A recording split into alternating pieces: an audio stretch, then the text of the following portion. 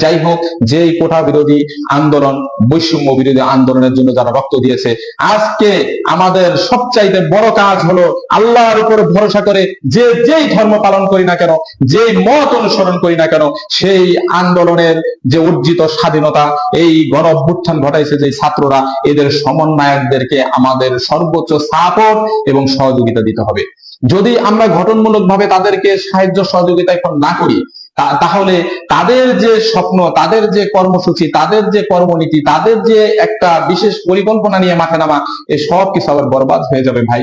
সাময়িকভাবে তারা ক্ষতিগ্রস্ত হবে, শুধু তাই না, তারা আমাদের সন্তান, তারা আমাদের শরীরের রক্তেরই একটা অংশ। তাদের নিরাপত্তা দেওয়ার জন্য আমাদের সকলের আগায় আসা দরকার। যাই হোক, দ্বিতীয়ত আমি একটা কথা আপনাদেরকে বলতে চাই। বিশেষ করে আমি গত 3 দিন যাবত ঢাকায় এই আন্দোলনের মধ্যে আছি, আমি লাইভে এসেছি, আপনারা হয়তো আমাকে অনেকেই দেখেছেন।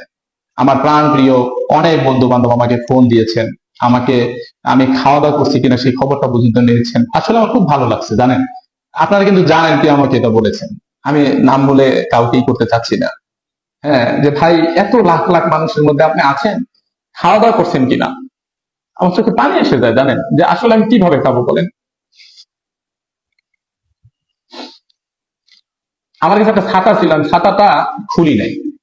আমি যখন দেখছি যে আমাদের সন্তান তুল্য হাজার হাজার না লক্ষ লক্ষ পোলাপান রোদ্রের মধ্যে ছটফট করে এই আন্দোলন করতেছে, আমার ব্যাগের মধ্যে একটা পানি ছিল, জানেন, আমি পানিটা খুলতে পারি নাই। আমার এত কষ্ট লাগছে, পানি পিপাসা লাগছে, যে এই পানিটা খুলে আমি কিভাবে এই পানিটা পান করবো বলেন। আমি কাকে দিব এতটুকু পানি।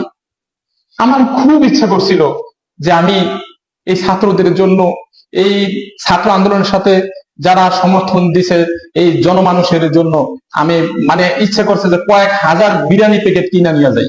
আমার যাই কিছু আছে সামর্থ্য, আমার মধ্যে সর্বোচ্চ বিলিয়ে দিই তাদের পিছিয়ে। কিন্তু ভাই, ইচ্ছা করলে আসলে সামর্থ্য ছিল না। এই আন্দোলন যখন করছে, আমি নিজে দুনিয়ায় যখন এই আন্দোলনের মধ্যে ছিলাম,